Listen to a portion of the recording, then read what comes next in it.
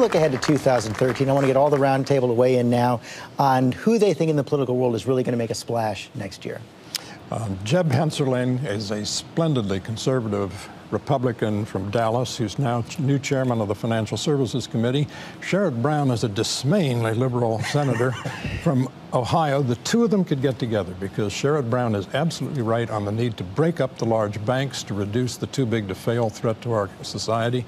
Those two could get together and solve an actual problem. That would be quite an alliance, okay? I have small bore, big bore. Small bore is pure politics, and that's Deval Patrick, the governor of Massachusetts, who gets to decide who the next senator from Massachusetts might be. And right now he's up against a rock and a hard place with Barney Frank saying, hey, I wouldn't mind being a temporary guy. And Vicki Kennedy, right? And Vicki Kennedy, and then, of course, Ed Markey is thinking about running for the seat. So that's an interesting thing to see, the balance of the Senate and what Deval Patrick has to do with that. The other large bore is Bashar al-Assad, who gave a speech today in Syria in which he said, I'm not negotiating with terrorists. Take that, UN envoy. It sounds familiar. He is, we keep waiting from the fall. 60,000 Syrians killed in this violence, and no sign that he's going anywhere. Amazing he's lasted this long. Exactly. Carl. All right, so mine is not exactly a new face. Joe Biden, who on New Year's Day showed that he is the one in the White House that can still work with Congress. I think this is going to be a big year for Biden because if the president's going to get anything accomplished with Congress, it's clear that he's going to need Biden to work directly with them. So I look for Biden, and I wonder if it's either going to make or break his prospects. They call him the McConnell whisperer. Yeah. Greta. And I go out to the states, and I've said it before here. I spent a day with Governor Susana Martinez, who is a Republican, Hispanic governor of New Mexico. When she took office a year ago, she had a deficit. She came in, worked with the Democratic legislature, balanced the budget. They no longer have a deficit. And right now, the president is considering signing Katie's law, which has to do with taking DNA from people who are arrested. And some people may challenge the constitutionality of it, but she was the underlying DA in this law, and she's a big crime fighter. So, Bob, Brian Hurt. Two rising Senate stars. One is Elizabeth Warren. I think that she will be helpful in George's and my campaign to limit the size of the big banks.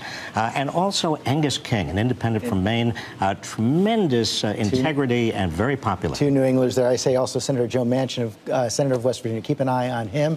And now we pause to honor our fellow Americans who serve and sacrifice. This week, the Pentagon released the name of one soldier killed in Afghanistan. And finally, your voice this week. Diana Biederman has today's question. Why do we have inaugural ceremonies for re-elected presidents? Seems redundant, no? Well, yes. But the Constitution says that all presidents have to be sworn in, and that's always been an excuse for some kind of party. This year's has been scaled way back, from 10 balls to 2, but second inaugurations have also been a time for some firsts. African Americans joined the parade for the first time at Abraham Lincoln's second inaugural. At Woodrow Wilson's second inaugural, 52 years later, the first women were included. Harry Truman's 1949 inaugural was the first on television. And in 1997, Americans could watch the swearing-in online for the first time. That was Bill Clinton's. Tweet me your political questions to @GeorgeStephanopoulos. Plus, Greta's going to answer your questions for this week's Web Extra. That's all for us today. Thanks for sharing part of your Sunday with us. Check out World News with David Muir tonight. And don't forget, Nightline has a new time starting Tuesday, 12:35 a.m. I'll see you tomorrow on GMA.